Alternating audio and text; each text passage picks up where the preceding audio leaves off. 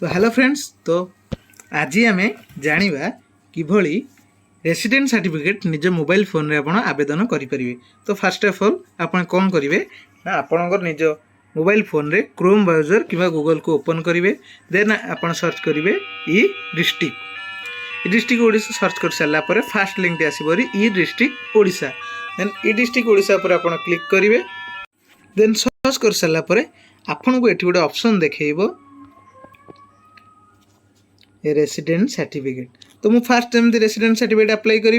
Then मु resident certificate ऊपर click करी। रेसिडेंट सर्टिफिकेट ऊपर क्लिक कला परे देन एमती गोटे पॉपअप शो करिवो। द स्क्रॉल डाउन करके प्रोसीड ऊपर क्लिक करेंगे। नॉर्मली प्रोसीड ऊपर क्लिक कला परे आपन को आसबरी सर्विस प्लस को आपन को नहीं जीवो। देन आपणकर जदि फास्ट ऑफ ऑल आप सर्विस प्लस रे रजिस्टर करेंगे देन आपणकर user ID login ID password जानी। जदि आप न्यू यूजर थे ताले आप कौन करेंगे ना रजिस्टर हियर ऊपर क्लिक करके आप न्यू रजिस्टर करेंगे। तो मु फास्ट ऑफ ऑल मु कर देछि। देन मो यूजर आईडी देकी लॉगिन करी। देन आप क्लिक कला परे आपन को ये ऑप्शन गोटे शो करिवो। तो फास्ट ऑप्शन शो कला परे आपन को आसिला रेसिडेंट सर्टिफिकेट फॉर्म ऊपर को। तो फास्ट आपन जी सिलेक्ट करेंगे सी श्रीमती कि महिला कि मिस कि श्री अटंती। तो मु अप्लाई करुच्ची। तो फास्ट आपन कौन करेंगे ना ये सिलेक्ट कर सारा पर आपनकर आसबरी नेम एप्लिकेंट को नेम देवे। देन नेम दे सारा पर ये कौन करेंगे ना 200 KB भितर गोटे फोटो अपलोड करेंगे एप्लिकेंट कर। आपन ये 200 KB भितर दे सारा पर फोटोटी को देन आपन कौन करेंगे ना जेंडर सिलेक्ट करेंगे से महिला कि पुरुष। ठीक अच्छे। तो सिलेक्ट कर सारा पर ये कौन करेंगे ना मैरिटल स्टेटस देवे विवाहित कि अनमैरिड कि विंडो। ठीक अच्छे। तो तापर कौन करेंगे ना एसटी सिलेक्ट करेंगे तो केते बयस होइछि एप्लिकेंट को। देन आधार नंबर एंटर करेंगे। देन आधार नंबर एंटर कर सारा पर एप्लिकेंट को फादर्स नेम एवं मदर्स नेम टी आपन एटी फिलअप करेंगे। देन मोबाइल नंबर फिलअप करेंगे। एटी ईमेल टी ऑप्शनल अच्छी चाहिए आपन दे परिबे नले न दे परिबे। देन आपन कोन करेंगे ना आसीबरी प्रेजेंट एड्रेस। तो प्रेजेंट एड्रेस को आसिला परे नॉर्मली आपन देखिबो डिस्ट्रिक्ट देन तहसील देन आपनकर विलेज देन आपनकर आरआई सर्कल देन आपनकर कौन आसीबो ना police station then post office then PNT fill up करिकी आपन केते दिन हैला आपनकर से परमानेंट एड्रेस रे अछंती एठी फिलअप करिवे मंथ आउ ईयर। ठीक अछि। देन आपनकर नेक्स्ट पेज को आसीबरी परमानेंट एड्रेस। देन आपनकर ऑटोमेटिक सिलेक्ट कर देथिबो ओडिशा। देन ओडिशा पर आपनकर देखिबो सेम एज प्रेजेंट एड्रेस। तो आपन एटी जदि सेम एड्रेस प्रेजेंट एड्रेस रे एटी येस और नो क्लिक करिवे। जदि आपनकर सेम एड्रेस टी थिबो प्रेजेंट एड्रेस रे येस करिवे देन नो करिकी हमरको परमानेंट एड्रेस टी देई परिवे। देन आपनकर शो करिवो डिस्ट्रिक्ट जो आपन जदि येस कर देले सब आपनकर ऑटोमेटिकली फिलअप हे जिवो।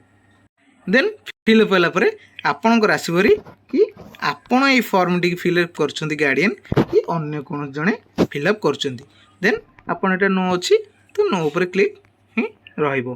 देन तापर को आपन को गोटे पेज आसीबरी पर्पस आपन कोथि पई ए फॉर्म टी आपन ऑनलाइन रे आवेदन करूछंती।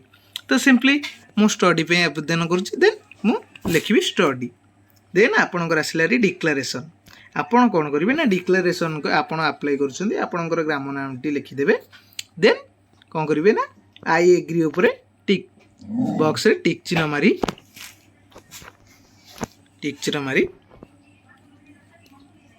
स्क्रॉल कर सारा पर टिक चिन्ह मारी जो एडिशनल डिटेल देखिए आपनकर तहसील देखैबो। देन आपन कौन करेंगे ना आपनकर वार्ड वेरिफिकेशन को कोटी को ये जो तले थिबा बॉक्स टी रे फिलअप करी देन सबमिट ऊपर क्लिक कर देबे।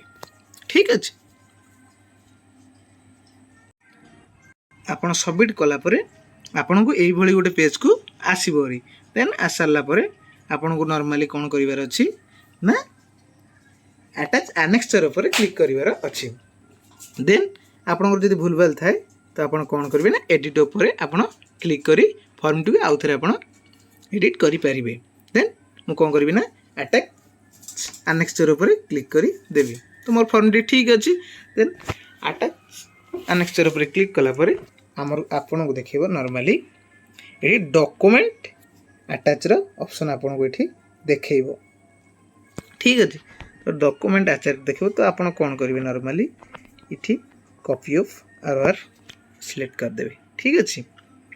କପି ଅଫ୍ ଆର୍ ସିଲେକ୍ଟ କଲା ପରେ ତାପରେ କ'ଣ ଦେଖିବ ନା ଏଠି ଆପଣଙ୍କୁ ଅଦର୍ସ ଦେଖେଇବ। ତ ଅଦର୍ସରେ ଆପଣ କ'ଣ କରିବେ ନା ସେଲ୍ଫ ଡିକ୍ଲାରେସନ୍ ଫର୍ମଟିକୁ ଆପଣ କ'ଣ କରିବେ ନା ଏଠି ଅପଲୋଡ଼ କରିବେ। ତ ସେଲ୍ଫ ଡିକ୍ଲାରେସନ୍ ଫର୍ମ ଅପଲୋଡ଼ କଲା ପରେ ତାପରେ କ'ଣ କରିବେ ନା ସେଭ୍ ଆନେକ୍ସଚର୍ ଉପରେ କ୍ଲିକ୍ କରିଦେବେ। ତ ଠିକ୍ ଅଛି। ଦେନ୍ ଆପଣଙ୍କୁ এইଭଳି ଗୋଟେ ପେଜ୍ଟି ଶୋ କରିଦେବ ଆପଣଙ୍କର ସବୁ ଠିକ୍ ଅଛି କି ନାହିଁ।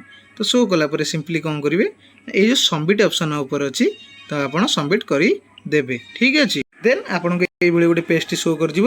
ତ ଆପଣ କ'ଣ କରିବେ ନା ସିମ୍ପଲି ଆପଣ ପ୍ରିଣ୍ଟ କରିପାରନ୍ତି ଅଥବା ଏକ୍ସପୋର୍ଟ ଟୁ PDF ବି ଆପଣ କରିପାରନ୍ତି।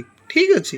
ତ ଆପଣଙ୍କୁ ମୋ ଭିଡ଼ିଓଟି ପସନ୍ଦ ଲାଗିଥିଲେ ଆପଣ ଚ୍ୟାନେଲଟିକୁ ସବସ୍କ୍ରାଇବ୍ କରିବେ ଏବଂ ଭିଡ଼ିଓଟିକୁ ଲାଇକ୍ କରି ଆପଣଙ୍କ ସାଙ୍ଗମାନଙ୍କ ପାଖରୁ କିପରି ମୋବାଇଲରେ ଆବେଦନ କରିପାରିବେ ତ ଆପଣ ସେୟାର କରିଦେବେ। ଠିକ୍ ଅଛି।